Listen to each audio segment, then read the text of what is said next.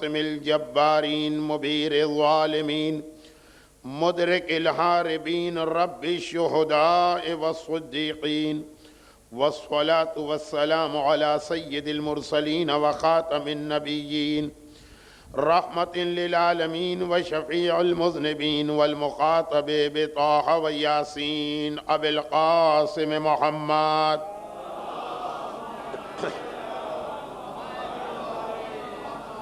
وآلہ وعطرتہ واہل بیتہ الطیبین الطاہرین المعصومین المنتجبین المکرمین المیامین سیما علی بقیت اللہ فی الارضین وحجتہ علی العالمین الامام المنتظر والحجت الثانی عشر اللہم عجل فرجہ وقرب زمانہ وکثر انصارہ واہلک اعداءہ ولعنۃ اللہ علی اعدائہم اجمعین اما بعد فقد قال اللہ الحکیم فی کتابہ المبین وفرقانہ المتین وقرآنہ المجید بسم اللہ الرحمن الرحیم ان اللہ وملائکتہ یصلون علی النبی یا ایہا الذین آمنوا صلوا علیہ وسلموا تسلیما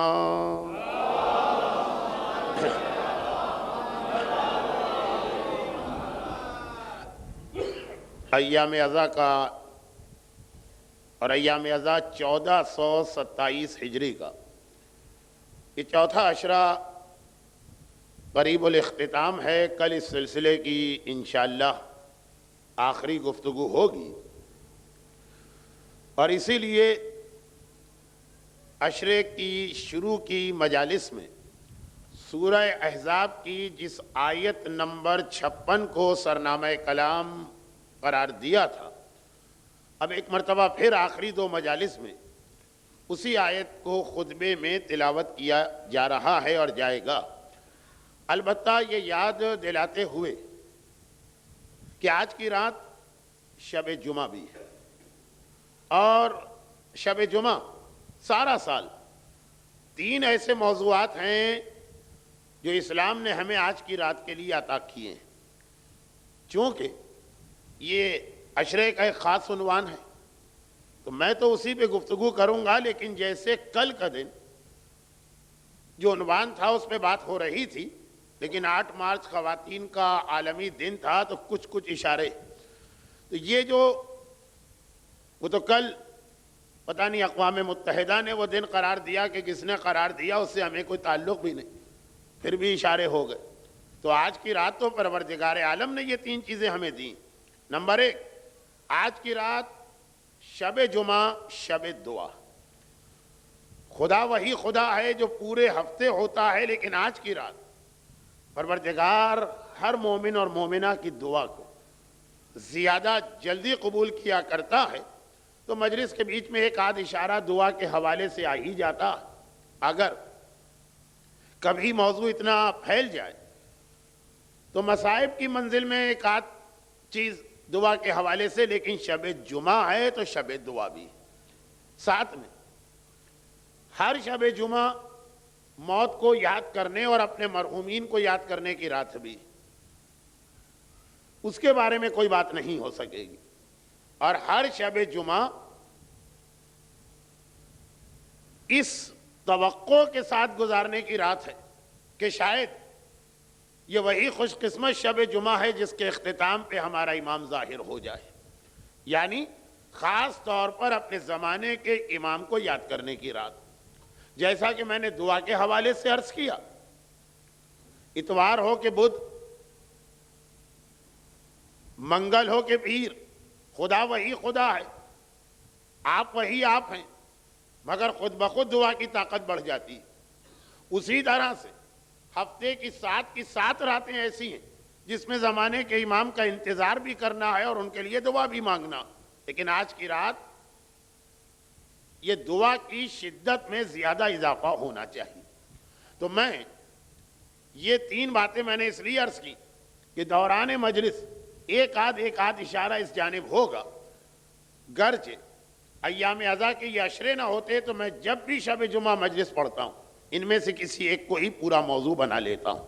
آئیے بات شروع کی جائے جہاں تک کل رات کو بات پہنچی تھی، اور وہ یہ ہے کہ بعض ایسے مسئلے ہیں کہ جنہیں ہم اور آپ اتنی اہمیت نہیں دیتے ہیں اور اتنی ہماری توجہ نہیں ہوتی، لیکن وہ اصل میں اتنی بڑی بڑی مصیبتوں اور پریشانیوں کو دعوت دینے والے، جن میں سے ایک مسئلہ وہ ہے جو پروردگار نے درود والی آیت سے بالکل پہلے والی آیت میں بیان کیا، یعنی مسئلہ حجاب، یعنی خواتین کا اپنے پردے کا خیال کرنا اور مردوں کا اس میں ان کے ساتھ مکمل تعاون کرنا۔ یہ واجبات دین یک طرفہ نہیں ہوتے، جو انفرادی عبادتیں ہیں جیسے نماز ہے، جیسے روزہ ہے، جیسے ادائیگی خمس ہے، اس میں تو یہ ممکن ہے، لیکن جو اجتماعی اور معاشرتی مسئلے مرد اور عورت کی ذمہ داری مل کر ہے۔ تو خیر میں اس وقت کل رات کی بات کی تکرار نہیں کر رہا ہوں، ایک جملہ میں نے عرض کیا نا کہ بعض چیزیں ایسی ہیں جو ہمارے معاشرے میں بڑی معمولی سمجھی جاتی ہیں، خاص طور پر جب کوئی گناہ بہت زیادہ پھیل جائے تو بہت ہی معمولی ہو کے رہ جاتا، لیکن حجاب کوئی اتنا اہم مسئلہ کہ پروردگار نے آئے درود سے پہلے جس مسئلے کا ذکر کرنا ضروری سمجھا وہ مسئلہ حجاب ہی تھا۔ اور اگر کسی بھی بات کو سمجھنے کے دو طریقے ہوتے ہیں، ایک پازیٹیو طریقے سے، ایک نیگیٹو طریقے سے، پروردگار عالم نے اس مسئلے کی اہمیت کو اس طرح بتایا کہ اپنے حبیب پر درود و سلام کا تذکرہ ہے تو پہلے حجاب کی بات کی، پھر درود و سلام کی۔ اور اب ذرا دیکھیے شیطان کی جانب سے بہت ہی مشہور روایت، چاہے روایت اتنی مشہور نہ ہو لیکن میں چونکہ اکثر اس کو پڑھتا رہتا ہوں تو خالی اشارہ، جب کشتی نوح میں حضرت نوح کی نگاہ یہ پڑی کہ اس کشتی میں شیطان بھی آ کے ایک کونے میں بیٹھ گیا، تو وہ یہ پورا واقعہ ہے، آپ نے بار بار سنا۔ تو آخر میں حضرت نوح نے شیطان سے کہا، جب شیطان یہ کہتا ہے کہ یا نبی خدا آپ کا جو احسان میرے اوپر اس کے بدلے میں آپ کے کسی ایک سوال کا جواب دے سکتا ہوں، اور وہ احسان وہی تھا کہ آپ نے بد دعا کی تو سارے انسان مارے گئے، تو مجھے چھٹی مل گئی، تھوڑی لیو مل گئی، تھوڑا آرام مل گیا، چند دن تک تو میں خیر و عافیت سے بیٹھا ہوں، ورنہ شیطان کو تو سر کھجانے کی فرصت نہیں ہوتی۔ جناب نوح واحد نبی جن کے زمانے میں ایسا عذاب آیا کہ سارے انسان اس دنیا میں ختم ہو گئے، جو اب بچے ہیں تو خالی کشتی نوح میں ہے جو کشتی نجات ہے، وہاں تو شیطان کا کوئی زور نہیں چلے گا۔ باقی ہر نبی کے زمانے میں عذاب آیا لیکن ایک علاقے میں، اور شیطان تو ایک علاقے کا ہے نہیں، وہ تو ساری دنیا کا ہے۔ تو حضرت نوح وہ واحد شخصیت ہیں جنہوں نے شیطان کو ذرا سا آرام کرنے کا موقع دیا۔ اب وہ کہتا ہے اس کے بدلے میں ایک سوال پوچھ لیجئے، تو جناب نوح کا سوال میں نے تو بہت زیادہ پڑھا، یہ بھی وہ روایت ہے جو 100 200 400 دفعہ تو پڑھی ہوگی۔ کہا کہ ایک بات پہ میں اکثر پریشان رہتا ہوں، جو کافر ہے، جو مشرک ہے، جو بت پرست ہے، جو گمراہ ہے، جو سیدھے راستے سے ہٹا ہوا، جب تو اسے بہکا دیتا ہے تو مجھے تعجب نہیں، ایک مومن کو تو کیسے بہکاتا، اور خاص طور پر اگر کوئی متقی اور پرہیزگار مومن ہو، مومن کی حفاظت تو پروردگار کر رہا ہے، رحمت کے فرشتے کر رہے ہیں، اس کی اپنی نیکیاں کر رہی، اس کا اپنا عقیدہ کر رہا۔ کہا کہ یا نبی خدا یہ بات تو آپ نے صحیح کہی، دانتوں پسینہ آ جاتا ہے مومن کو بہکانے میں، اتنا آسان کام نہیں ہے مومن کو بہکانا، لیکن ہاں 3 موقع ایسے ہوتے جب مومن اتنی آسانی سے میرے ہاتھ میں آ جاتا اور اتنی آسانی سے میرے قابو پہ آ جاتا کہ میں تو یہ دعا مانگتا رہتا ہوں کہ ہمیشہ ہی مومن یہ 3 کام کرتا رہے۔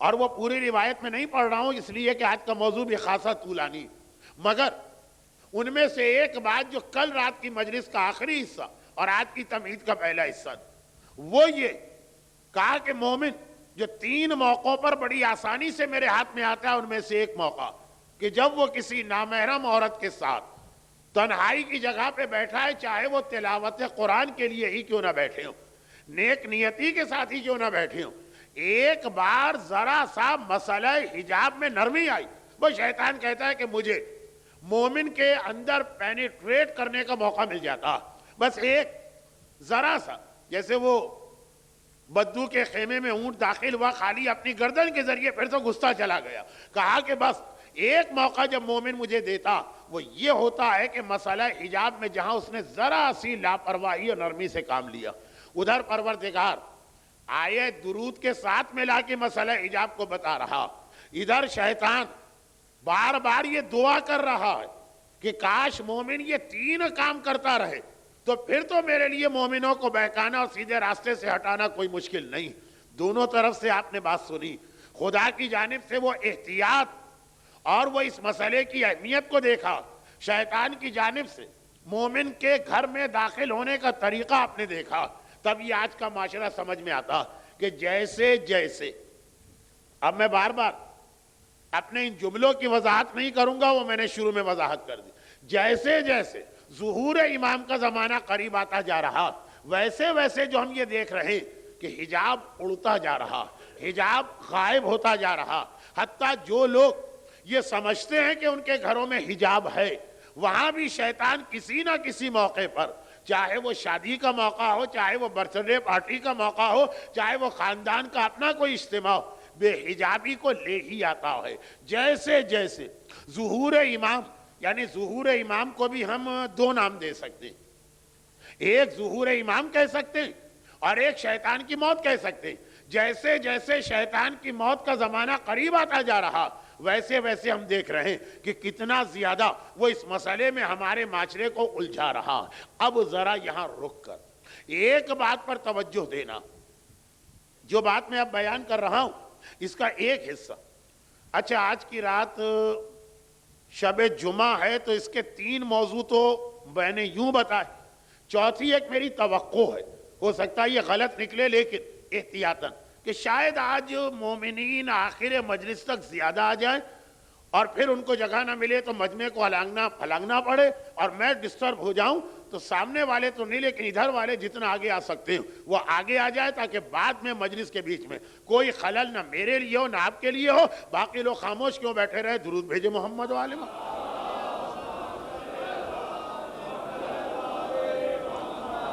اچھا اب یہ مسئلہ کیا، اتنی اہم چیز ہمارے ہاں اتنی معمولی کیوں بن گئی؟ اور جیسا میں نے کہا کہ شیطان جیسے جیسے اپنی موت کو دیکھ رہا، یہ مسئلہ کیا، یہ خرابیاں آتی کیسے؟ اچھا تاریخ انسانیت میں حضرت آدم سے لے کے ظہور امام تک ابھی تک جتنی تاریخ گزری ہے اس میں بدترین زمانہ کون سا تھا؟ یزید کا، اس میں کوئی شک و شبے کی گنجائش نہیں۔ تو ذرا یہ دیکھ لیں کہ یزید کے زمانے میں مسلمانوں میں اتنی بدترین خرابیاں کیسے آ گئی، شاید وہی آج بھی ہمارا مسئلہ، اور یہ ہم کیسے دیکھیں؟ بہت ہی آسان بات ہے، بجائے اس کے کہ میں کوئی نظریہ پیش کروں، بجائے اس کے کہ آپ اس کے بارے میں غور و فکر کریں، ضرورت ہی کیا؟ جب امام معصوم نے بڑے مختصر طریقے سے ہمیں بتا دیا کہ یزید کے زمانے کی ساری خرابیاں اگر ایک جملے میں سمیٹ کے بیان کی جا سکتی ہیں تو وہ جملہ سن لو، یہ امام معصوم کا دیا ہوا جملہ، اور میں اکثر اس جملے کو حسینیہ زہرا کی ان مجالس میں بیان کرتا ہوں، چاہے میں تیسرا اشرا پڑھ رہا ہوں، چاہے چوتھا، چاہے چہلم والا، کیونکہ ایک مختصر سا جملہ اتنا میں نے پڑھا ہے کہ اب تو جو باقاعدہ مجھے سننے والے ان کو یہ جملہ زبانی یاد ہو گیا، اور یہی میں چاہتا تھا۔ اور وہ جملہ کیا؟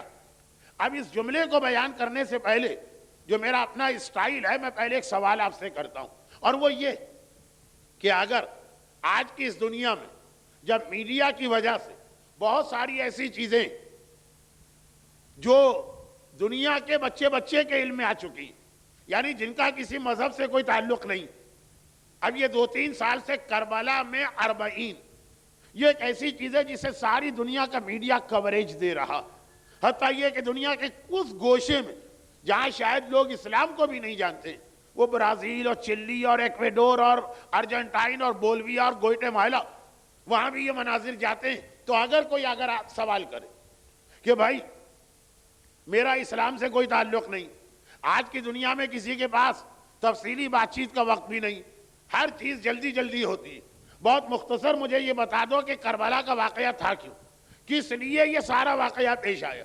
یہ جو تم اتنی قربانیاں بیان کرتے ہو جس کے اثرات یہ ہیں کہ آج بھی 40 کے موقع پر حج سے بڑا اجتماع کربلا میں ہو جاتا، اور کہاں کہاں سے لوگ پیدل چل کے آ رہے ہوتے ہیں. تو یہ آخر یہ سارا واقعہ کربلا کا مقصد کیا تھا؟ کیوں؟ دو چیزیں ہوتی ہیں نا، کربلا میں کیا ہوا اور کربلا میں جو ہوا تو کیوں ہوا.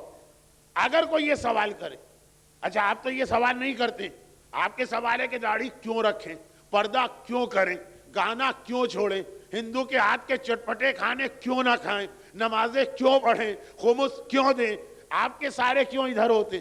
اور اگر وہ آ کے پوچھے جو جانتا ہی نہیں اسلام کیا، اس کا کیوں ہوگا کربلا کیوں ہو؟ کیا ضرورت پیش آئی کسی آدمی کو کہ اپنے 18 سال کے جوان سے لے کے 6 مہینے کے شیرخوار کو قربان کر دے؟ کیوں؟ تو اب لمبا چوڑا جواب تو اس کا دینا آسان ہے، لیکن اگر وہ کہے کہ میں غیر مسلم ہوں، میرے پاس وقت نہیں ہے، مجھے بہت ہی مختصر جواب دو، تو اب سوچئے کہ کربلا کو مختصر کر کے شارٹ کرے کتنا مختصر آپ کریں گے؟ نہیں کر سکتے آپ اتنا مختصر، مگر صادق آل محمد امام جعفر صادق علیہ السلام آدھے جملے میں یہ بھی نہیں کہتا پورا جملہ، آدھے جملے میں بتا دیا کہ کربلا کا مقصد کیا تھا. اب غور کریں تو یقیناً اس پہ کتابیں لکھی جا سکتی ہیں، مجلسیں پڑھی جا سکتی ہیں، عشرے ہو سکتے ہیں اور ہوتے رہتے ہیں، مگر ساری خرابیاں یزیدیت کی تھی کیا جس کے لیے حسین کربلا کے میدان میں نکلے صرف ایک جملے میں، آدھا جملہ بلکہ. اور یہ وہ اہم ترین زیارت ہے جو امام نے فرمایا، یہ ایک زیارت کا حصہ بنا کے فرمایا جس کا نام ہے زیارت اربعین. چونکہ 2-3 سال میں نے یہاں چیلوں کا اشرا پڑھا تو وہاں تفصیلی بات ہو چکی ہے، آج وقت بھی نہیں ہے اور شاید ضرورت بھی نہیں ہے، بہت ہی مختصر. زیارت اربعین بے شک زیارت ہے تو شروع تو ہوتی ہے آقا حسین کو سلام سے، لیکن 5 جملے ہم ان کو سلام کے کہتے ہیں اور اس کے بعد ہم اللہ کی طرف چلے جاتے ہیں. سلام کر رہے ہیں آقا کو، لیکن 5 جملے سلام کے کہے اور پھر گئے ہم اللہ کی طرف، اور اس کے بعد اللہ سے جو بات کرتے ہیں تو بحیثیت گواہ کے کہ اے خدا اللہم انی اشہد انہ. یہ آپ زیارت اربعین میں ہر سال پڑھتے ہیں، یہی حسین زہرا کا یہی اعزا خانہ نماز ظہرین کے بعد 40 کے دن زیارت پڑھی جائے گی. اللہم انی اشہد انہ، اے خدا میں گواہی دیتا ہوں میرا یہ آقا. پھر آپ نے فضائل بتائے، ولیوں کا وابن ولیک، صفیوں کا وابن صفیک، جعلتہ سیدا من السادہ وقائدا من القادہ. میں گواہی دیتا ہوں تیرا ولی ہے ولی کا بیٹا، چنا ہوا بندہ ہے منتخب اور منتخب بندے کا بیٹا. میں گواہی دیتا ہوں تو نے اسے سیدا من السادہ سرداروں میں سے بلند مرتبہ سردار بنایا، قائدا من القادہ قیادت کرنے والوں میں ایک بلند رتبہ عطا کیا، وجعلتہ مواریث الانبیاء. جو زیارت وارثہ آج رات آپ نے پڑھی ہوگی اس میں آپ نے 4-5 نبیوں کا ذکر کیا. زیارت اربعین میں چھٹے امام نے تمام انبیاء کا ذکر کیا، وجعلتہ مواریث وآتیتہ مواریث الانبیاء، اور تو نے میرے آقا حسین کو تمام انبیاء کی میراث عطا کی ہے، وجعلتہ حجتا علی خلقک من الاوصیاء، اور تو نے آقا حسین کو تمام مخلوقات پر اپنی حجت قرار دیا. یہ تو آپ نے فضائل بتائے. اس کے بعد ایک جملہ آتا، اس کے بعد ایک جملہ آ رہا ہے جو شروع یہاں سے ہوئی تھی بات، اللہم انی اشہد انہ. اے خدا میں گواہی دیتا ہوں انہ میرا آقا بذلا مہجتہ فیک، میرے آقا نے اپنی جان قربان کی تیرے لیے، بذلا قربان کی، مہجتہ اپنی جان فیکا تیرے لیے. لیکن کیوں؟ وہ جو سوال آیا ہے غیر مسلم کا، لِيَسْتَنْقَذَ عِبَادَكَ مِنَ الْجِهَالَةِ، تاکہ تیرے بندوں کو جہالت سے نکالا جائے. عربی میں کہتے ہیں استنقذہ کب کہتے ہیں؟ جب کوئی آدمی دریا میں ڈوب رہا ہو، آپ گئے، آپ نے اس کا ہاتھ پکڑا اور اسے کھینچ کے باہر نکالا ہو. فَأَنْقَذَكُمْ فِيهَا. سورہ بقرہ میں، سورہ آل عمران، رسول خدا کے بارے میں تذکرہ یہی جملے سے ہے، انقذکم، رسول نے تمہیں نکالا جہنم کے اس گڑھے تھے جس میں تم گرنے جا رہے تھے. لِيَسْتَنْقَذَ عِبَادَكَ مِنَ الْجِهَالَةِ اللہم انی اشہد انہ، اے خدا میں گواہی دیتا ہوں میرا آقا حسین بذلا مہجتہ فیکا، اپنی جان تیرے لیے قربان کر رہا ہے تاکہ تیرے بندوں کو جہالت سے نکالے. یہ اصل مسئلہ ہے. یزیدیت کے زمانے کی ساری خرابیوں کی جڑ یہ تو یزیدیت کے حوالے سے بات ہو رہی ہے نا. زیارت اربعین تو آقا حسین کے بارے میں ہے نا، نہ کسی عالم نے بنائی، نہ کسی مجتہد نے یہ زیارت تیار کی، نہ کسی مرجع کے الفاظ ہیں، خود امام معصوم کے الفاظ ہیں. فرما رہے ہیں گواہی دو، گواہی دو، حسین نے بندگان خدا کو جہالت سے نکالا. یعنی یزیدیت جو اسلامی معاشرے پر چھا گئی اور ساری خرابیاں لے کے آئی، تو وہ ساری خرابیاں اس لیے تھی کہ بندگان خدا جہالت میں مبتلا تھے. اور یہی ہماری قوم کا آج بھی سب سے بڑا مسئلہ ہے. چنانچہ اگر آپ نگاہ ڈالیں، اب میں جہاں پہ مجلس کو لے گیا وہاں سے بظاہر بہت ہی نیچے آ رہا ہوں، لیکن میری مجالس میں تو یہی ہوتا. نگاہ ڈالیں، یہی جہالت و لا علمی عام مسلمانوں کو اگر یزید جیسے خلیفہ کے ہاتھ پر بیعت کرنے پہ مجبور کر رہی، تو یہی جہالت و لا علمی ہمارے گھروں میں جب آتی تو وہی خرابی آ جاتی ہے یہ یزید کے حوالے سے دوسرے الفاظ میں بیان کی جاتی ہے. جہالت کی وجہ سے لوگوں نے یزید کو مان لیا، اور یزید کیا کر رہا ہے؟ یزید حلال محمد کو حرام کر رہا ہے، حرام محمد کو حلال کر رہا. یہ ہمارے گھروں میں بھی ہو رہا اسی جہالت کی وجہ سے. وہ ایک فرق ہے نا کہ یزید جو یہ کر رہا ہے تو بغاوت کی نیت سے کر رہا، ہمارے یہاں جو آ جاتا ہے وہ جہالت کی وجہ سے آ جاتا. عمل ایک ہوتا ہے، نیتیں الگ الگ ہیں، تو پروردگار بھی یہ فرق دیکھتا. لیکن سوال یہ پیدا ہوتا ہے کہ وہ خرابی ہمارے گھروں میں ہے کیوں؟ اب جو میں نے بات کہی نا، دو تین اس کی مثالیں آ جائیں تاکہ یہ بات سمجھ میں آ جائے کہ مولانا ٹو دا پوائنٹ بات کر رہے ہیں، کہیں اور کی بات نہیں کر رہے.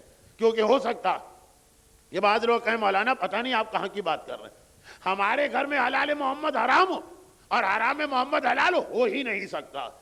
آپ تو بہت گھومتے رہتے ہیں، کہیں قطب شمالی ومالی میں کوئی دیکھا ہوگا تو آ کے ہم کو وہ بات سنا رہے ہیں. جی نہیں، میں آپ ہی کے معاشرے کا رہنے والا ہوں، میں اسی کلچر میں، اسی سماج میں، اسی سوسائٹی کا ایک فرد ہوں. ہمارے گھروں میں بھی وہی ہو رہا ہے جو یزید کے حوالے سے سب سے بڑی بات کی جاتی تھی کہ وہ حلال کو حرام کرتا ہے، حرام کو حلال کرتا. وہ حلال و حرام جو ایک اصول ہے اسلام میں کہ جسے محمد نے حلال کر دیا قیامت تک کے لیے حلال ہے، کوئی حرام نہیں کر سکتا. جسے محمد نے حرام کر دیا قیامت تک کے لیے حرام ہے، کوئی حلال نہیں کر سکتا. ہمارے یہاں ہو رہا اسی خرابی کی وجہ سے. مثلا ایک چھوٹی سی مثال سے بات شروع کروں، یہ حلال کے حوالے سے بات آ رہی. ایک عام سا ماحول ہندوستان و پاکستان میں یہ دیکھا گیا کہ بزرگ جو اپنے بچوں کو تہذیب اور آداب سکھاتے ہیں، ایک اخلاقیات سکھاتے ہیں، اگرچہ اب آداب کا زمانہ ختم ہو گیا. کیوں ختم ہو گیا؟ وہ بھی ایک بہت اہم مسئلہ. وہ اس لیے ختم ہو گیا کہ اب آپ کے بچے کو آپ کچھ نہیں سکھا سکتے. بچہ آپ کا ہے لیکن آج وہ ساری ٹریننگ یا انٹرنیٹ سے لیتا ہے یا ڈش اینٹینا سے لیتا. کھانا کیا ہے یہ وہ بتاتا ہے ڈش اینٹینا اس کو کہ آج کل کیا چیزیں بہت زیادہ چٹپٹی ہیں، مزیدار ہیں، مقبول ہے، بچہ وہ کھاتا. پہننا کیا ہے یہ آپ نہیں سکھاتے اپنے بچے کو، وہ وہاں سے سیکھ کے آتا، الٹا وہ آپ کو سکھا رہا ہوتا. حتیٰ یہ کہ سونا کس وقت ہے، جاگنا کس وقت ہے، سوچنا کیسے ہے، کام کیا کرنا ہے، تفریح کیا کرنا ہے، یہ ساری چیزیں. اب وہ زمانہ گیا کہ دادا باپ کو اور باپ بیٹے کو سکھایا کرتا تھا.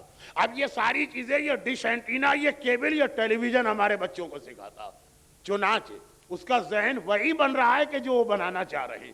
ایسے ماحول بالکل ایسا ہی ہے جیسے کوئی اپنے بچے کو بھوکے بھیڑیوں کے سامنے ڈال دے، اس طرح والدین نے اپنی جان چھڑانے کے لیے اپنی اولاد کو ڈش اینٹینا کے سامنے ڈال دیا. وقت نہیں. جی وہ باپ کہتا ہے میرے پاس صبح سے شام تک میں نوکری کرتا ہوں اور اپنے گھر والوں کے لیے رزق حلال لے کے آتا ہوں، آج میرے پاس اتنا ٹائم نہیں. ماں کی اپنی مشغولیات و مصروفیات. یہ پورا ایک الگ ٹاپک ہے، بیچ میں بات آ گئی تو ایک اشارہ میں نے خالی کر دیا. آئیے اب مثلا مثال، جب تک باپ دادا گھروں میں، ایک ہی مثال دے رہا ہوں، اگر مثالوں کا ڈھیر لگا دوں تو پورا عشرہ بھی کم. جب تک ادب آداب سکھاتے تھے اس میں ایک چیز میں نے یہ دیکھی کہ جہاں کسی بچے نے کھڑے ہو کر پانی پیا فوراً ٹوک دیا، نہیں نہیں بیٹا پانی کھڑے ہو کے نہیں پیتے، پانی بیٹھ کے پیا جاتا، اور یہ سلسلہ نسلوں سے چلا رہا۔ اب آج کے بچے ہمارے کنٹرول سے نکل گئے دوسری بات، لیکن آپ نے بچپنے میں شاید دیکھا ہو کہ آپ نے بابا نے آپ کو ٹوکا ہوگا کہ جی پانی ایک نعمت خدا ہے، احترام کا تقاضا ہے، بیٹھ کے پیو، اور ان کو ان کے باپ نے یہ بتایا اور ان کو ان کے باپ نے بتایا۔ ہمارا مسئلہ ہی ہے کہ ہمارے یہاں ساری چیزیں سنی سنائی چل رہی ہیں، نتیجہ یہ نکلا۔ اب میں نے بھی اپنے بچپنے میں یہی ماحول دیکھا، چنانچہ جب میں بڑا ہوا حدیثیں دیکھی، معصومین کے ارشاد دیکھے، مجتہدین کرام کے فتوے دیکھے۔ فتویٰ جو ہے وہ حدیث کے خلاف نہیں ہوتا ہے، فتویٰ حدیث ہی کا نام ہے، ہم کو غلط فہمی ہو گئی ہے، لیکن یہ بات بعد میں آئے گی۔ تو پتہ چلا کہ یہ جو اتنی نسلوں سے ہمارے گھر میں ہو رہا ہے یہ سب خلاف اسلام۔ ٹھیک ہے اس میں حرام کی بات نہیں ہو رہی ہے، لیکن میں نے کہا حلال ہمارے ہاں جو حرام ہو رہا، اس لیے کہ معصومین نے رات کے وقت تو پھر بھی کہا ہے کہ کھڑے ہو کے پانی پینا مکروہ، وہ بھی حرام نہیں ہے، لیکن دن کے وقت تو الٹا مسئلہ ہے، مستحب یہ ہے کہ آدمی کھڑے ہو کے پانی پیے۔ ارشادات معصومین ہمارے پاس ہیں، نصوص ہمارے پاس ہیں۔ اب پتہ نہیں کتنی نسلیں گزر گئی کہ زبردستی بٹھا بٹھا کے بچوں کو، بڑوں کو پانی پلایا جا رہا، سمجھ رہے کہ ہم دین خدا پہ عمل کر رہے ہیں، اپنے آپ کو بھی پانی میں ڈبو رہے، اپنی اولاد کو بھی پانی میں ڈبو رہے۔ لا علمی کا نتیجہ یہ، جو اسلام کے پاس اچھا ہے وہ ہمارے یہاں برا، اور جو ہمارے یہاں اچھا ہے وہ اللہ کے نزدیک برا۔ یہ تو پھر بھی مکروہات کا اور مستحبات کا مسئلہ تھا کہ دن کے وقت کھڑے ہو کے پانی پینا مستحب ہے، آداب میں شامل ہے، معصوم کی حدیث۔ آگے بڑھی، اب اگلی والی مثال فی الحال تو بیکار ہو گئی، آج زمانہ اتنا ترقی کر گیا کہ یہ مثال بیکار ہو گئی، لیکن پھر بھی ایک زمانہ تو گزر چکا ہے، بہت پرانی بات نہیں ہے، آپ میں سے بہت سو کے بچپنے کی بات، اور میری عمر والے تو اچھے خاصے 20-22 سال تک کے۔ وہ کیا؟ وہ یہ ہے کہ اسلام اندھے سودے کا قائل نہیں ہے، کاروبار کے اندر، تجارت کے اندر، مکان کرائے میں دینے میں، گاڑی بیچنے میں، دونوں پارٹیز کو معلوم ہونا چاہیے کیا ہو رہا، اور یہ چھوٹے سے دنیاوی سودے کی بات۔ تو جو ساری زندگی کا مسئلہ ہے شادی بیاہ، اس میں یہ اسلام برداشت نہیں کر سکتا کہ ایسا اندھا سودا ہو کہ جس کے نتیجے میں ساری زندگی اس کے بعد شوہر الگ اپنی جگہ جل جل کے اور کڑ کڑ کے زندگی گزارے، اور بیوی اپنی جگہ الگ ٹی وی کی مریضہ ہو جائے۔ لیکن ایک طویل عرصے تک ہمارے یہاں حجاب کا یہ مطلب رہا تھا، جو میں نے کل بھی عرض کیا کہ اسلام کا حجاب اور ہے، ہمارے معاشرے میں جو حجاب آ گیا تھا وہ اور ہے۔ اس کا ایک نتیجہ یہ تھا کہ شادی سے پہلے اگر کبھی لڑکا یہ کہے کہ میں لڑکی کو دیکھنا چاہتا ہوں، جس زمانے میں عورتیں ڈولی میں بھی بیٹھتی تھی تو ساتھ میں پتھر رکھے جاتے تھے تاکہ ڈولی اٹھانے والوں کو پتہ تک نہ چلے کہ اس کا وزن کیا، اور جب ڈولی سے لے کے دروازے تک قناتیں لگتی تھی، مجال تھی کسی میں کہ کہہ دے کہ میں اپنی بیوی کو دیکھنا چاہتا ہوں، یا لڑکا تو پھر بھی کہہ دے، کوئی لڑکی کہے کہ آپ جس سے مجھے ساری زندگی کے لیے باندھ رہے ہیں وہ ہے کیسا، ذرا مجھے دکھائیے۔ والدین بیٹی کو زہر دے کے مارنا قبول کر لیتے تھے، یہ برداشت نہیں کر سکتے تھے ہماری بیٹی ایسی بے غیرت نہیں ہو سکتی۔ عجب خاندان کی ساری عورتیں جا کے دیکھ کے آتی، اور پھر ایک عجیب تماشا، دلہن رخصت ہو کے آئی، دیکھنے نہیں دیا نہ لڑکے کو اپنی ہونے والی بیوی، نہ لڑکی کو اپنا ہونے والا شوہر، ابھی بھی اس کو نہیں دیکھنے دیا، اور دلہن رخصت ہو کے آئی۔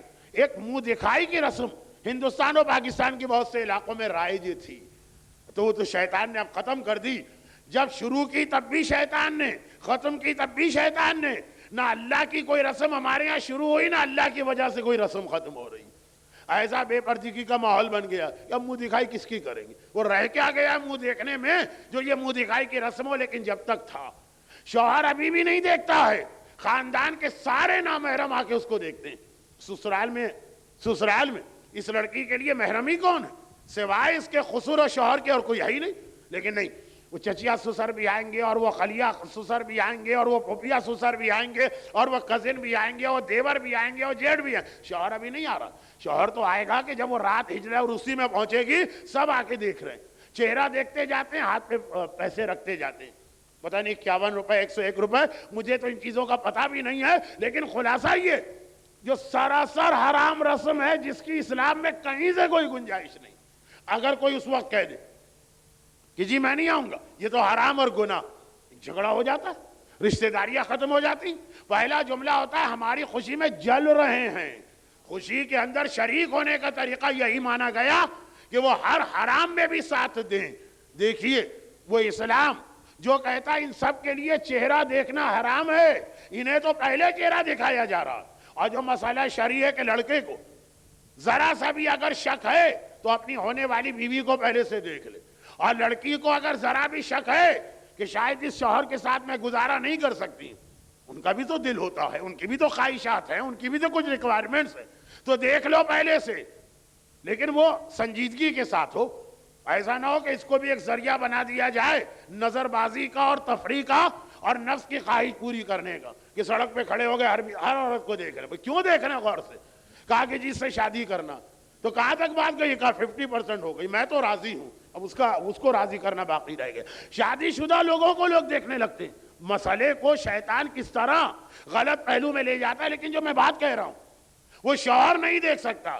دیکھیں شوہر کی بات تو پھر بھی تھی، لیکن وہ لڑکی اگر کہے کہ مجھے تو دکھاؤ کہ کس کے پلو مجھے باندھ رہے، پرانے زمانے کی بات کر رہا ہوں، اس کی ہمارے یہاں گنجائش نہیں. جو حلال محمد ہے، جس کا حق دیا ہے پیغمبر نے، وہ ہمارے یہاں حرام ہے. جیسا میں نے کہا لوگ کہتے تھے بیٹی کو زہر دے کے مار دیں گے. اور جو حرام محمد ہے، منہ دکھائی کی رسم، وہ ہمارے ہاں شادی کا جزء لازم تھا، اس کے بغیر شادی نہیں ہوتی تھی. اگر اسلام کی تاریخ میں ایک آدمی نے صرف ایک حلال محمد کو حرام کیا تو آج تک دنیا اس کو رو رہی ہے اور اس کے نقصانات ہمارے سامنے آ رہے ہیں. ایک آدمی نے ایک حلال محمد کو حرام کیا، یہ کہہ کر نا کہ یہ چیز رسول کے زمانے میں حلال تھی، میں اسے حرام کرتا ہوں، تو آج تک ہم اور آپ دنیا روتی ہے. اور ہمارے گھر میں روزانہ کتنے حلال محمد حرام ہو جاتے ہیں، کتنے حرام محمد حلال ہو جاتے ہیں، مومن پلٹ کے توجہ بھی نہیں دے گا. دیکھیے اسلام میں شادی کے حوالے سے جہیز کا کوئی تصور نہیں، کوئی تصور ہی نہیں ہے. وہ ایک مثال لوگ دے دیتے ہیں کہ جی مولا اور شہزادی، وہ بھی جہیز نہیں تھا. غلط ہے، کوئی تصور ہی نہیں ہے اسلام میں جہیز کا. کیونکہ وہ جہیز والی روایت میں بھی ایک جملہ دبے دبے الفاظ میں پڑھ تو دیا جاتا کہ پیغمبر نے کہا علی مہر، اور پھر میرے مولا کی زرہ بیچ کے مہر منگوایا، اس مہر کی رقم سے سارا سامان خریدا گیا. یہ تو جہیز نہیں ہوا نا. جہیز تو وہ ہوتا کہ اگر کسی کے 2 بیٹیاں ہو جائیں تو وہ جہیز کے لیے کماتے کماتے جوانی میں بوڑھا ہو جائے.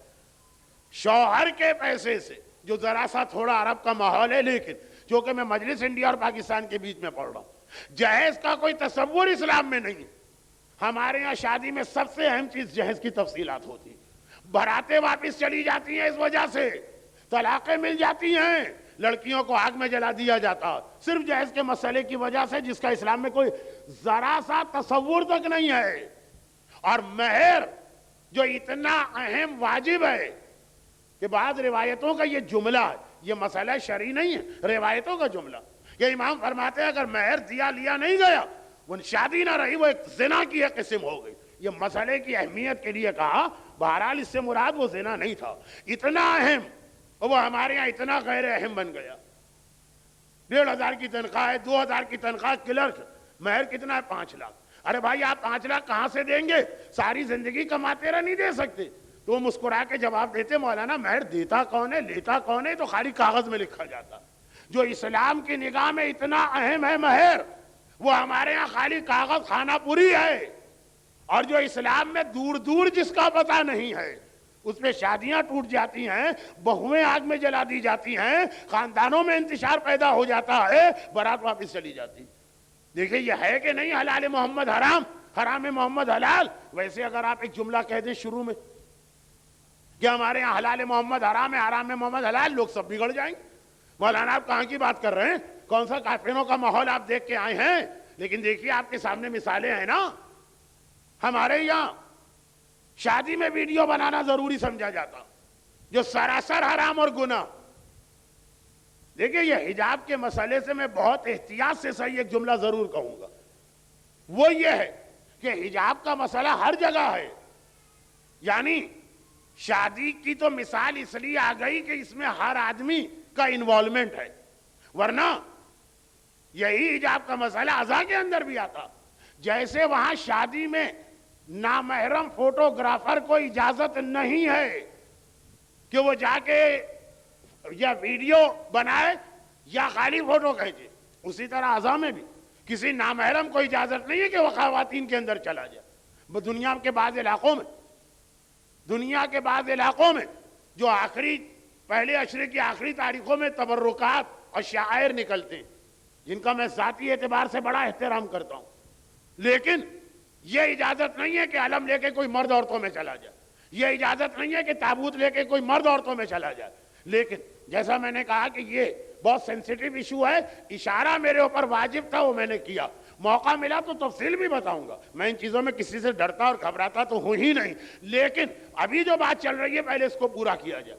نہ صرف یہ کہ شادی میں نکاح پڑھانے والے کی وہ اہمیت نہیں ہے جو ویڈیو بنانے والے کی اہمیت ہے. پھر گناہ جاریہ، ایک جملہ میں پھر ان لوگوں سے کہہ رہا ہوں جو شروع مجلس میں، گرچہ میں نے کہا تھا کہ موت کے حوالے سے کوئی بات نہیں آئے گی، لیکن بات نہیں آ رہی، ایک جملہ خالی آ رہا. صدقہ جاریہ ہمارے ہاں بہت مشہور ہے جی. وہ مرنے والے کو ایسی نیکی دو یا خود اپنی زندگی میں ایسی نیکی کر کے جاؤ کہ مر بھی جاؤ تب بھی اس کا ثواب آتا رہے. یہی صدقہ جاریہ کہلاتا ہے نا. لوگ اپنے والدین کے نام پہ صدقہ جاریہ کرتے ہیں، پوچھتے ہیں کہ وہ کون سا ایسا پروجیکٹ ہے جس کے اندر زیادہ ثواب ہو. اور یہ قرآن کریم کی آیت بھی ہے، نحن نکتب ما قدموا وآثارهم وکل شیء احصیناہ فی امام مبین. سنو، ہم تمہارے وہ اعمال بھی لکھتے ہیں جو تم نے زندگی میں کیے، اور وہ اعمال بھی لکھتے ہیں جن کا فائدہ مرنے کے بعد دنیا والوں کو مل رہا ہے، اس کا بھی ثواب تمہاری قبر میں آ رہا. تو صدقہ جاریہ تو ہمارے یہاں خاصا مشہور لفظ ہے. دیکھیے میں اگلا جملہ جو کہہ رہا ہوں یہ کسی مسئلے کی نہ توہین کر رہا ہوں نہ کسی کی اہمیت کو کم کر رہا ہوں. لا علمی کی وجہ سے لوگ کچھ اور نتیجہ نکالتے ہیں. دعائے کمیل ذاتی عبادت ہے، جب تک پڑھی اتنے عرصے ثواب ملے گا. تلاوت قرآن ایک ایسی عبادت ہے جب تک آپ نے تلاوت قرآن کی اتنا ثواب ملے گا. حج جتنے حج کیا اتنا ثواب ملے گا. لیکن مسجد، امام باڑہ، دینی مدرسہ، یتیم خانہ، اسپتال، اس کی تعمیر صدقہ جاریہ کہلاتی ہے کہ مرنے کے بعد بھی اس کا ثواب ملتا رہے گا. اتنا واضح موضوع ہے، کہنے کی ضرورت ہی نہیں تھی، اس لیے میں نے صرف 3 منٹ لیے. لیکن ایک بات کہنے کو ہو گئی کہ آج میں نے تھوڑا سا ذکر موت اور قبر کا کر دیا. اب آئیے کہ یہ غلط فہمی دور کیجئے کہ صدقہ جاریہ اسلام میں ہے، تو یہ غلط فہمی دور کیجئے کہ خالی صدقہ جاریہ. اسلام میں اس کا الٹ گناہ جاریہ بھی ہے. ہمارے یہاں کچھ الفاظ اکیلے مشہور ہو جاتے ہیں، جیسے حق والدین تو مشہور ہے، حق اولاد بھی ہوتا ہے اگر والدین اپنی اولاد کی صحیح تربیت نہ کرے. جیسے میں نے اس سے پہلے مثال دی کہ پڑھا لکھا آدمی ابو جہل بھی قرار پاتا ہے اسلام کی نگاہ میں، انتہائی عقل مند آدمی بھی بے وقوف، سیقول السفہاء، بے وقوف قرار پاتا ہے. اسی طرح سے ایک لفظ یہ کہ ایک ہے صدقہ جاریہ، ایک ہے گناہ جاریہ. گناہ جاریہ کسے کہتے ہیں؟ ایک بار ہم نے گناہ کر لیا. لیکن اگر کوئی ایسا گناہ ہے کہ جس کے اثرات ہمارے بعد بھی چل رہے ہیں، تو جو گناہ کر رہا اس کو تو عذاب ملے گا، ہمیں بھی ملے گا. جس کی اس وقت میں 50 مثالیں دے سکتا ہوں، لیکن وقت دیکھتے ہوئے اس وقت ایک ہی مثال دیتا ہوں، شادیوں کی ویڈیو. بھئی شادی کی ویڈیو اس وقت بنائی گئی، وہ تو تھا ہی فعل حرام، لیکن ویڈیو کیوں بنائی جاتی ہے؟ تاکہ بار بار اس کو دیکھا جائے، پرانی یادیں تازہ کی جائیں.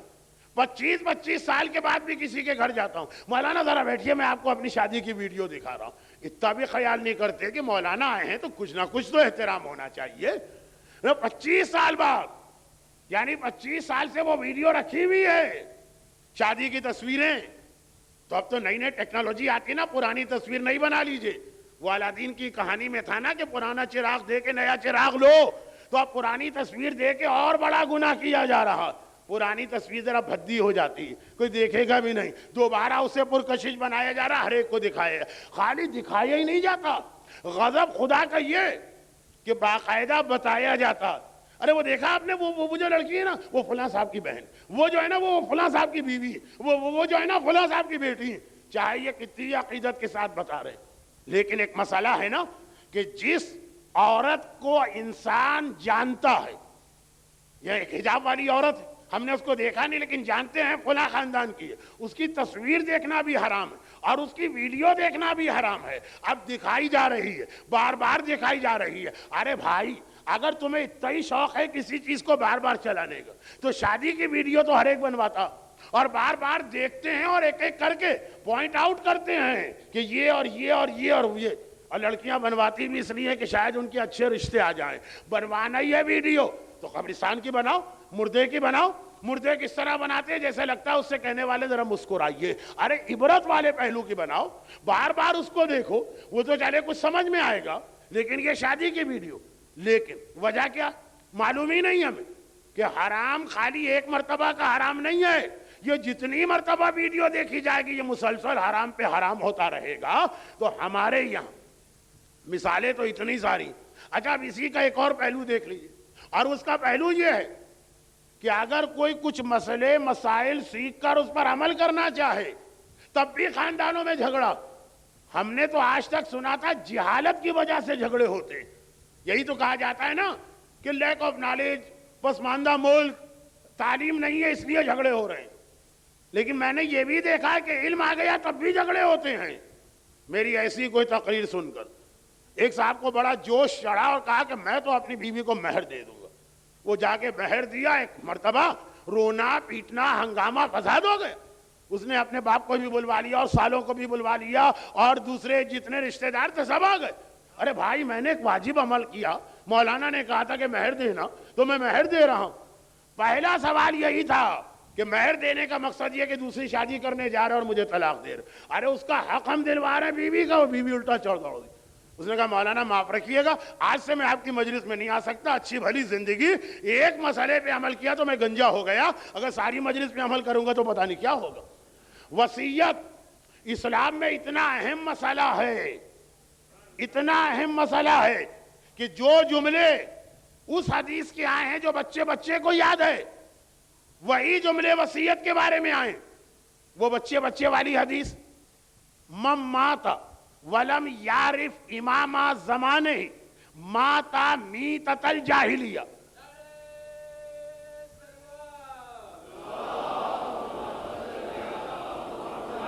جو اس حالت میں مرے. اب میرا مسئلہ یہ کہ آخری دو مجلسیں، اور یہ مجلس بھی سمجھیے ویسے تو اس کا وقت پورا ہو گیا، 2-4 منٹ میں زیادہ لے لوں وہ الگ بات ہے.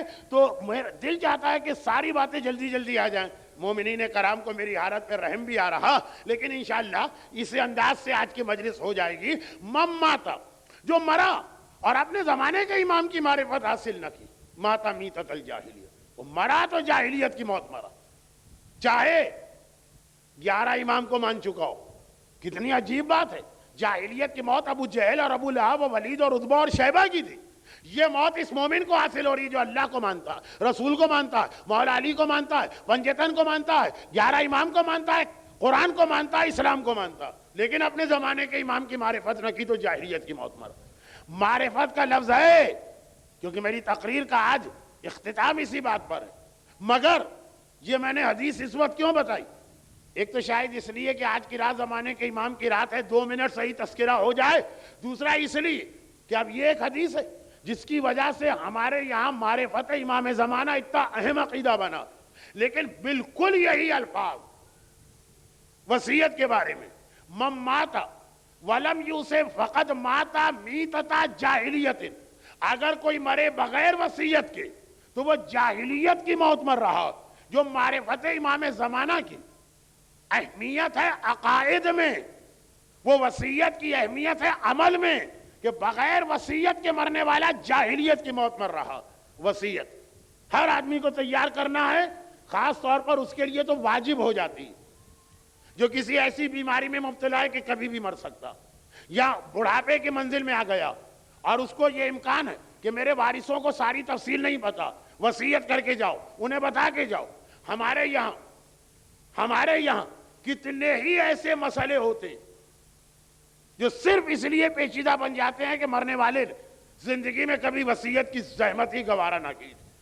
شروع مجلس میں، دوسری مجلس میں ایک لفظ آیا تھا، وہ دوسری تھی، سیکنڈ، اور یہ سیکنڈ لاسٹ، وہی مسئلہ الٹ کے آ رہا۔ حج میں سب سے زیادہ جو لوگ پریشان کرتے ہیں، سونے نہیں دیتے، آئینہ دیکھ لیا۔ اور عام زندگی میں سب سے زیادہ جو پریشانی ہوتی ہے، مولانا والد کا انتقال ہو گیا، فلاں چیز ماں کے نام ہے، فلاں چیز بھائی کے نام ہے۔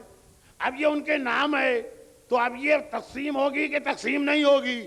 وصیت کے حوالے سے، جائیداد کے حوالے سے، میراث کے حوالے سے بھائیوں میں سر پھٹبل ہو جاتا، خاندان والوں میں جھگڑے ہو جاتے ہیں، ماں اور اولاد میں اختلاف ہو جاتا۔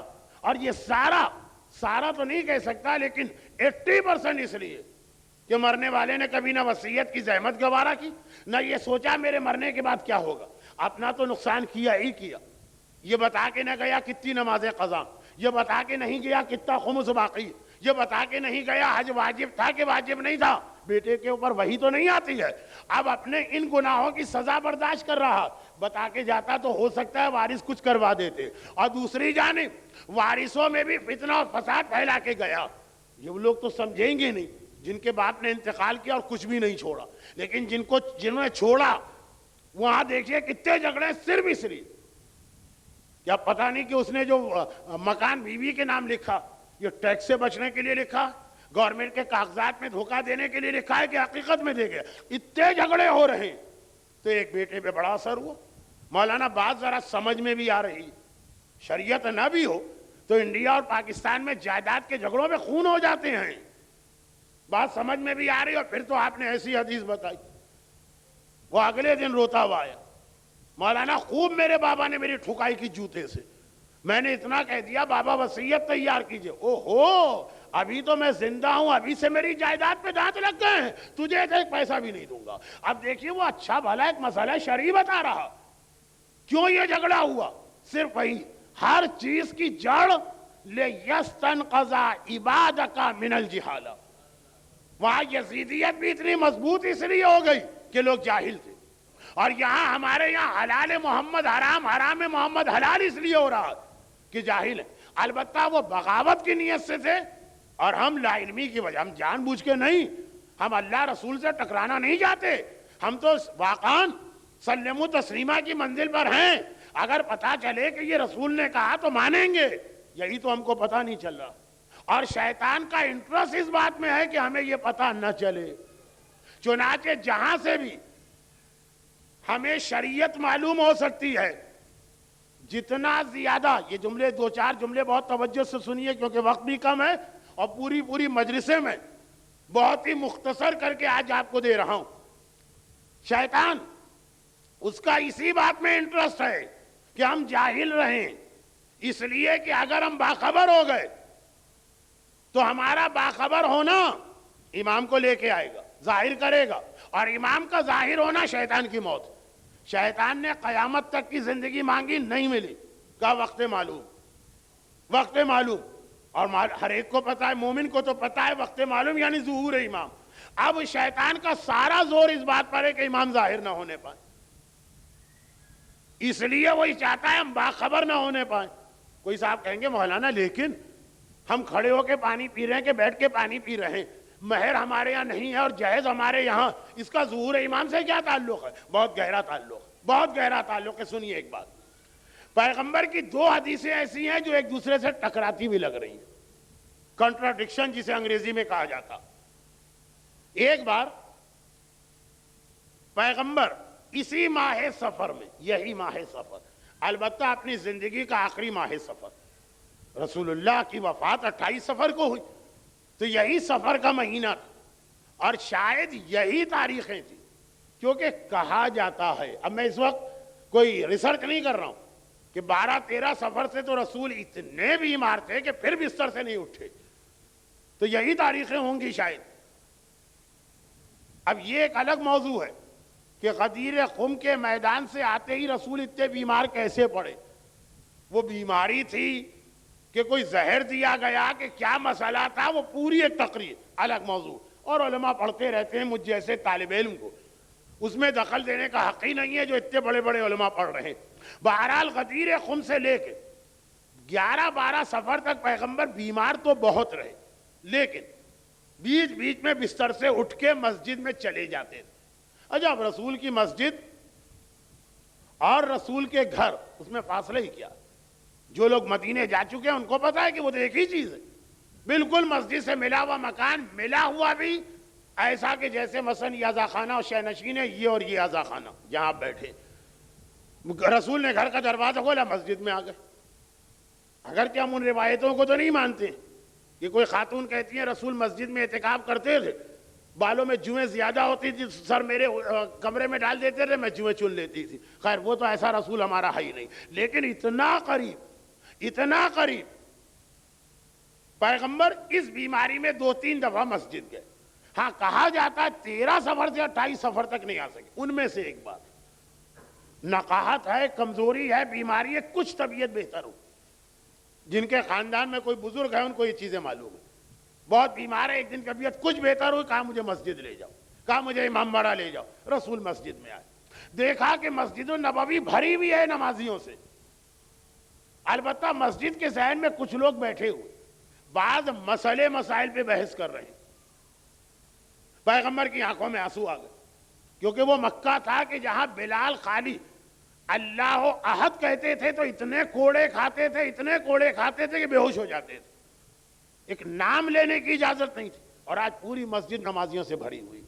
پیغمبر اپنی محنتوں کو اپنی زندگی میں دیکھ رہے ہیں.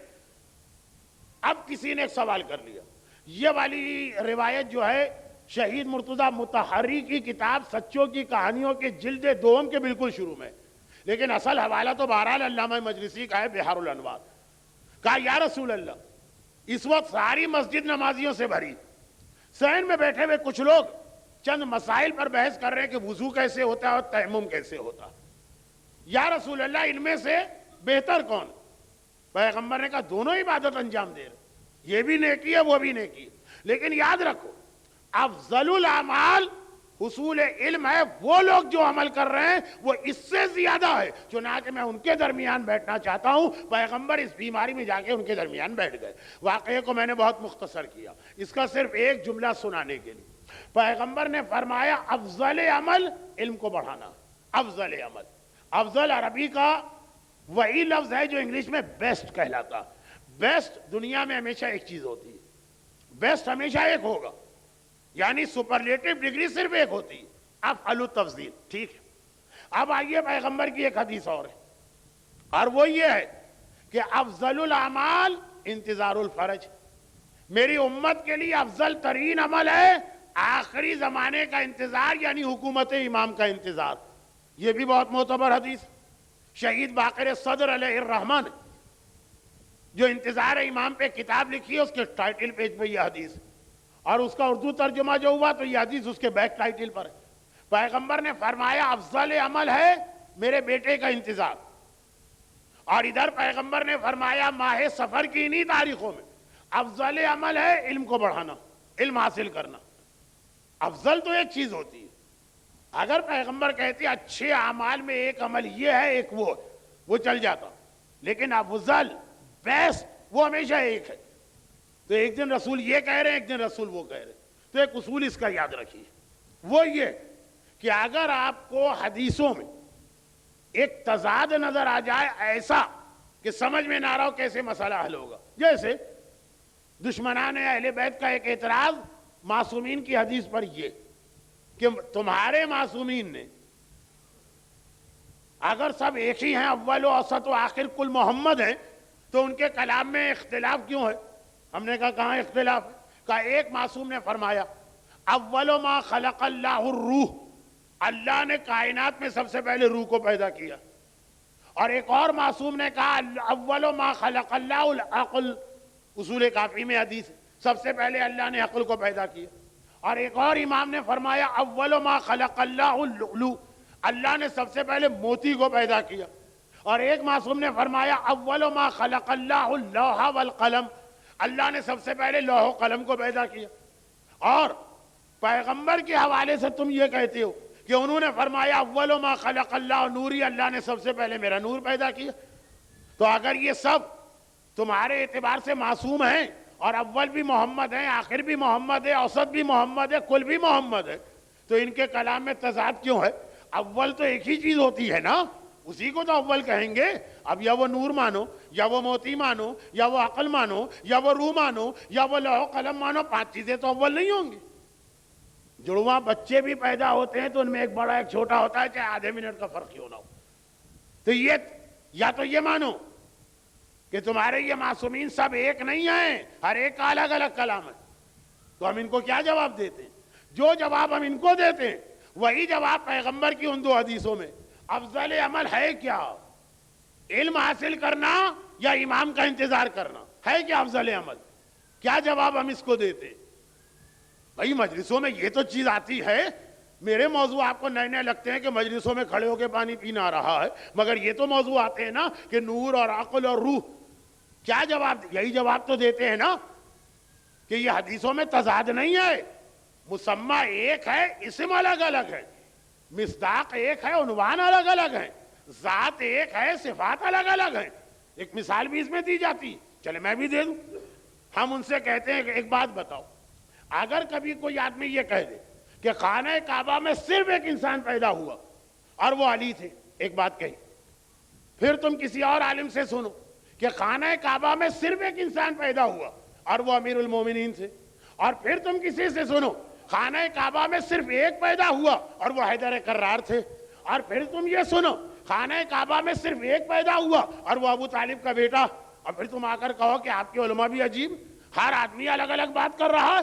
بھائی خانہ کعبہ میں اگر صرف ایک پیدا ہوا تو وہ ایک ہوگا. ایک نے کہا حیدر کرار پیدا ہوئے، ایک نے کہا علی پیدا ہوئے، ایک نے کہا امیر المومنین پیدا ہوئے، ایک نے کہا فرزند ابو طالب پیدا ہوا. تو یہ تو 4 ہو گئے. ایک تو ایک ہی ہوتا ہے نا، یہ 4 کیسے ہو گئے؟ تو ہم یہی تو جواب مسکرا کے دیں گے کہ بھائی یہاں پہ عنوان الگ الگ ہیں، مصداق ایک ہے، مسمى الگ الگ ہے، مسمى ایک ہے، اسم الگ الگ ہے، ذات ایک ہے، صفات الگ الگ ہیں. ایک ہی پیدا ہوا، وہی حیدر کرار ہے، وہی امیر المومنین ہے، وہی ابو طالب کا بیٹا ہے، وہی علی ہے. تو یہ جو جواب ہے یہ وہاں چلتا. ہم نے کہا وہاں بھی چیز ایک ہی ہے لیکن اس کے نام الگ الگ ہیں. جب ان کی وجہ سے کائنات کو زندگی ملی تو کہا کہ اللہ نے پہلے روح کو پیدا کیا. جب کائنات سوچنے سمجھنے کے قابل ہوئی کہا اللہ نے عقل کو پیدا کیا. جب عرش الہی کی زینت بڑھی کہا کہ موتی کو پیدا کیا. جب تقدیر ان کے ہاتھ میں آئی کائنات کی کہا لوح و قدم کو پیدا کیا. اور جب ساری کائنات جگمگا اٹھی تو کہا سب سے پہلے میرے نور کو پیدا کیا گیا.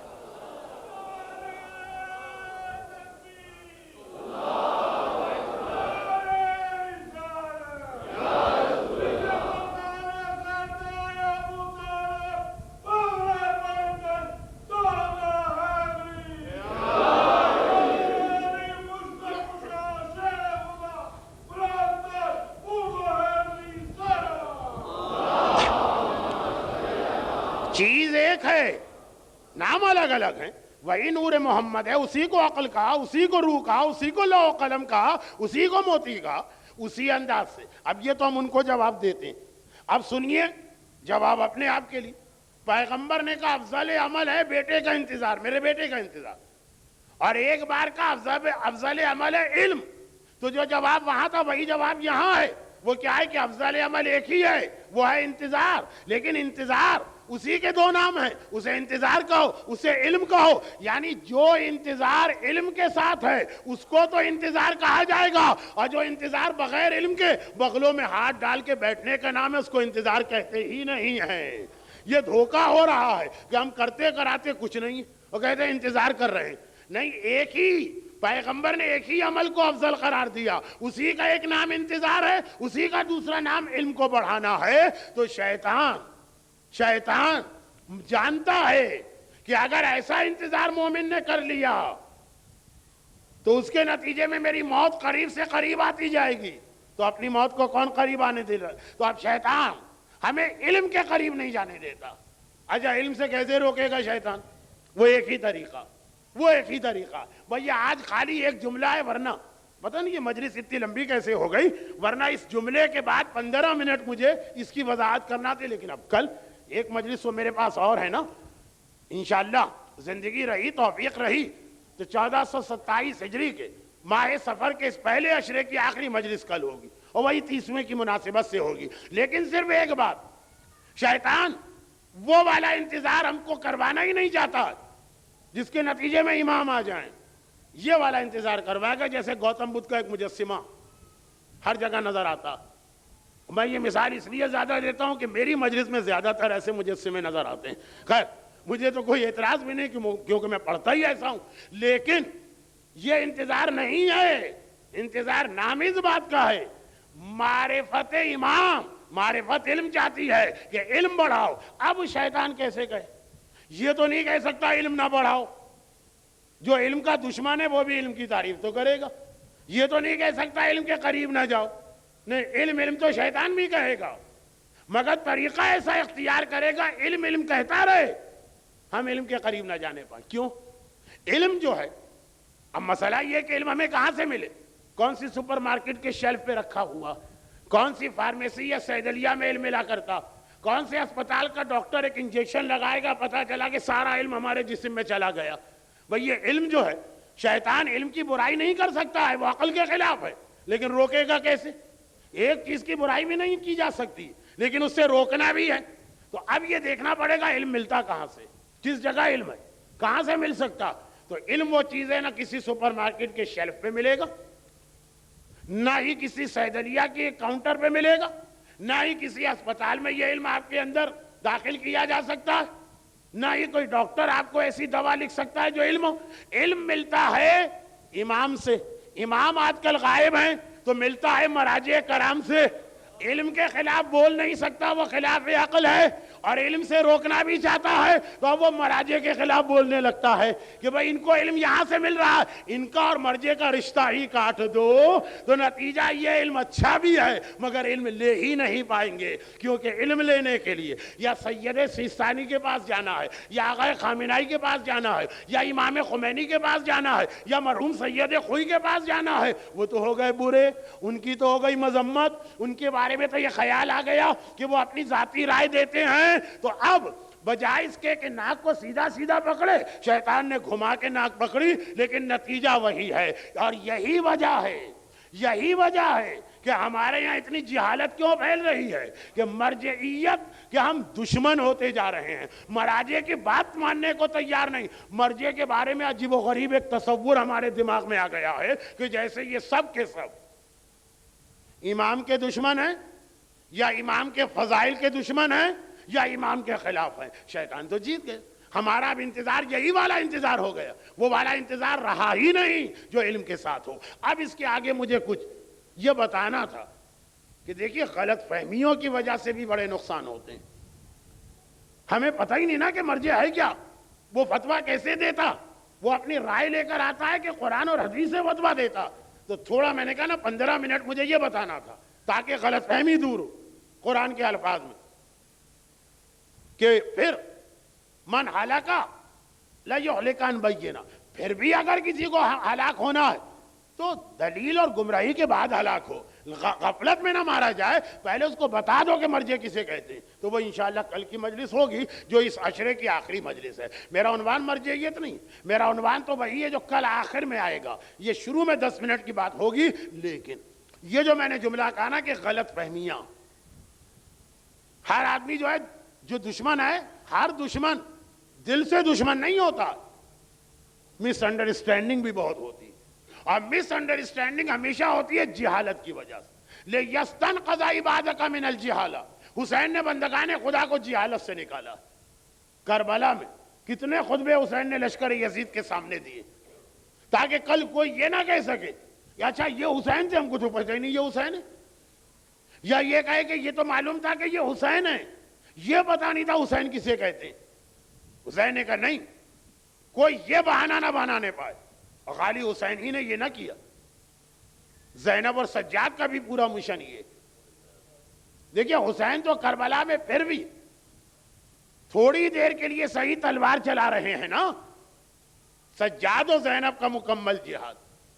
یہ جو میں اشرا پڑھ رہا ہوں، میں توہین کی نیت سے نہیں کہہ رہا ہوں، وضاحت کے لیے کہہ رہا ہوں، یہ اشرا جو میں پڑھ رہا ہوں یہ آقا سجاد اور شہزادی زینب کبریٰ کے حوالے سے پڑھا جا رہا ہے، اس وقت ان کے مصائب چل رہے ہیں.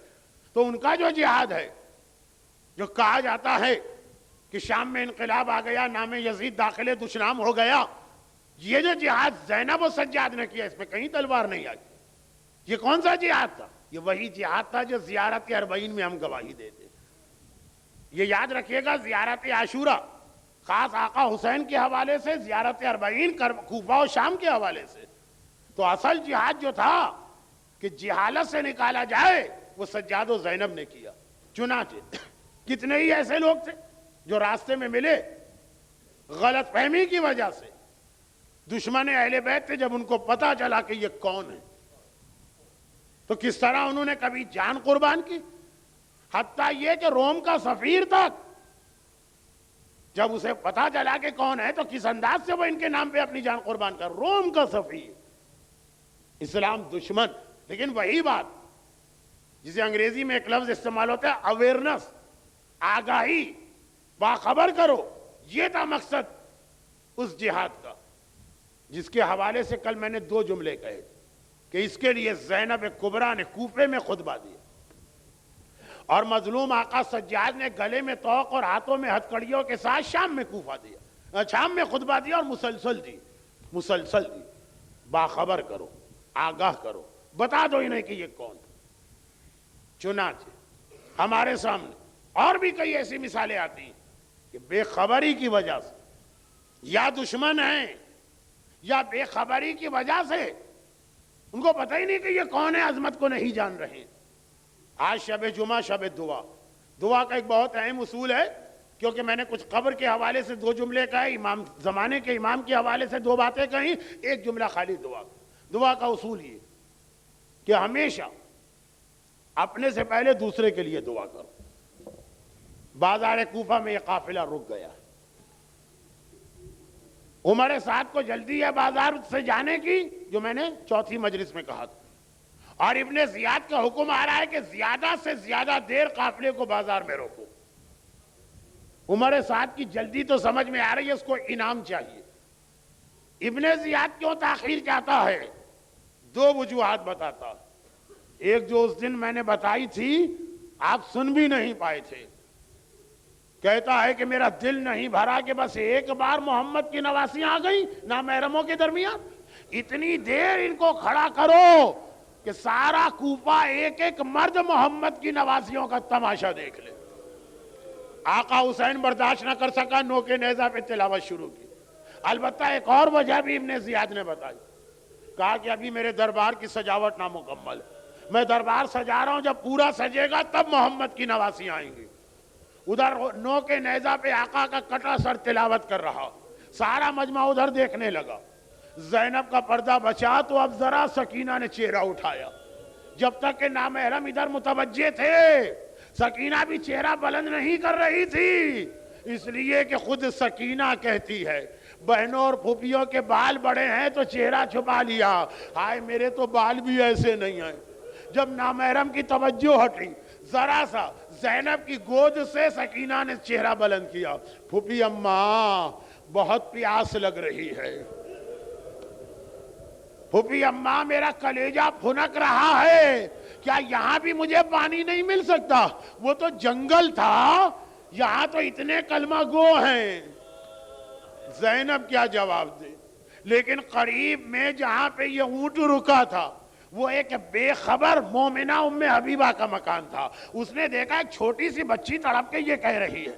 اب بچی بھی ایسی ہے کہ دور سے ہی لگ رہا ہے اس پہ ظلم بہت ہوئے ہیں. رخسار پہ تماچوں کے نشان تو دور سے نظر آ رہے ہیں، کانوں میں جمع ہوا خون تو دور سے نظر آ رہا.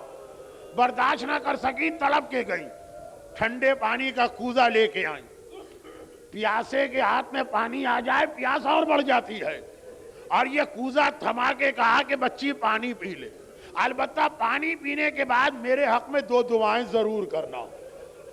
دعا کا اصول سنیے. بچی بہت چھوٹی ہے، بہت پیاسی ہے، مگر مشکل کشا کی پوتی ہے. ٹھنڈے پانی کو ہونٹوں سے دور کر دیا. پہلے اپنی دعا بتا. سکینہ پہلے تیرے لیے دعا کرے گی پھر پانی پیے گی. کہا میری پہلی دعا یہ خدا میرے بچوں کو تیری طرح یتیم و قیدی نہ بنائے۔ اللہ اللہ، ننھی سکینہ نے ہاتھ جوڑ کر خدا معلوم کس طرح دعا مانگی ہوگی۔ شاید کہا ہوگا پروردگارا میرے بابا کے کٹے سر کا واسطہ، یا شاید کہا ہو خدا بندہ میرے چچا عباس کے کٹے ہوئے بازوؤں کا واسطہ۔ جیسی یتیمی اور قید سکینہ پر آئی ہے، اس مومنہ کے بچے محفوظ رہیں۔ بتا تیری دوسری دعا کیا ہے؟ کہا کہ بہت بوڑھی اور ضعیف ہو گئی ہوں، مرنے سے پہلے ایک بار مدینے کی زیارت کا موقع مل جائے۔ سکینہ تو دعا کرنے لگی۔ زینب نے کوفے میں اپنے شہر کا نام سنا، چونک کے سر اٹھایا اور کہا کہ اے ضعیفہ مدینہ کیوں جانا چاہتی ہے؟ کہا مدینہ میرے آقا علی کا شہر ہے، میری شہزادی فاطمہ کا وطن ہے۔ زینب نے کہا لیکن اب تو علی بھی نہ رہے، فاطمہ بھی نہ رہی، جواب دیتی ہے تو کیا ہوا؟ میرے آقا علی کا بیٹا میرا دوسرا آقا حسین تو ہے، میری شہزادی فاطمہ کی بیٹی زینب تو ہے، شہزادی کی زیارت کو جاؤں گی۔ اپنا نام سنا، کہا کہ اے ضعیفہ اتنا اور بتا دے، خالی زینب کا نام سنا ہے کہ زینب کو پہچانتی بھی ہے؟ بڑے فخر سے کہا ارے کیا پوچھتی ہو، پہلے تو ہر سال بی بی کی زیارت کو جاتی تھی، میں بھلا زینب کو نہ پہچانوں؟ لیکن تم نے یہ کیوں پوچھا؟ بھائی اتنا سننا تھا، کوئی نامحرم متوجہ نہیں ہے۔ زینب نے چہرے سے بالوں کو ذرا سا ہٹایا، لے ام حبیبہ غور سے دیکھ کے پہچان لے، میں ہی فاطمہ کی بیٹی زینب ہوں، تو میرے شہر میں آتی، اس کے بدلے میں تیرے شہر میں آ گئی۔ بس گھبرا کے ام حبیبہ نے ایک جملہ کہا، ارے شہزادی آپ کی چادر چھن چکی ہے، آپ کے بازوؤں میں رسیاں ہیں، اتنا بتا دیجئے میرا آقا عباس کہاں چلا گیا؟ عباس کی بہن کی چادر کیسے چھنی؟ عباس کی بہن کے بازو میں رسی کیسے بندھی؟ خدا بندہ باب الحوائج، مشکل کشا کے مشکل کشا بیٹے ابی الفضل عباس کا واسطہ۔ کتنا بھروسہ ہے ام حبیبہ کو عباس پر، کتنا یقین ہے زینب کو اپنے عباس پر۔ پروردگارہ باب الحوائج کا واسطہ، اس شب دعا میں جتنے مومنین اور مومنات آج کی مجلس میں آئے ہیں، ان کی ساری حاجتیں، ان کے سارے دلی مقاصد، ان کی ساری تمنائیں پورا کر دے۔ پروردگارہ باب الحوائج ہی کا واسطہ، جس کے نہ ہونے سے اتنی مصیبتیں آئیں اہل بیت اطہار پر، جو آج کی مجلس میں ہیں، انہیں، ان کی اولادوں کو، ان کے رزق کے ذرائع کو، ان کے گھروں کو، ان کے گھر والوں کو ہر آفت و پریشانی سے محفوظ فرما۔ پروردگارہ تجھے مومنین کرام اور مومنات کے اس گریے کا واسطہ، ہمیں قیامت بلکہ جنت میں بھی حسین کا عزادار بنا کے داخل فرما۔ پروردگارہ اور ہمیں جلد از جلد اپنے آقا اور مولا حسین مظلوم آج شب جمعہ اور ابی الفضل عباس کے روضے کی زیارت کا شرف عطا فرما۔ زیارت کے راستے میں جو رکاوٹ بن رہے ان سارے ظالموں کو نیست و نابود فرما۔ پروردگارہ جو ہمارے زائرین ساتھی ان قریب زیارت پہ جا رہے ہیں، خداوندہ تجھے حسین کے لٹے قافلے کا واسطہ اور حسین کی ننھی صغرا کے انتظار کا واسطہ، ان سارے زائرین کو اپنی زیارت خیریت سے مکمل کر کے واپس آنے کی توفیق عطا فرما۔ آج کی اس شب جمعہ میدان کربلا کے لاشوں کا واسطہ، ہمارے تمام مرحومین، خاص طور پہ جو لوگ آج کی مجلس میں آئے ہیں، ان کے خاندان کے تمام مرحومین کی مغفرت فرما، اور پروردگارہ ان تمام مظالم کے انتقام کے لیے اپنی آخری حجت امام زمانہ کے ظہور میں تعجیل فرما۔ ماتم حسین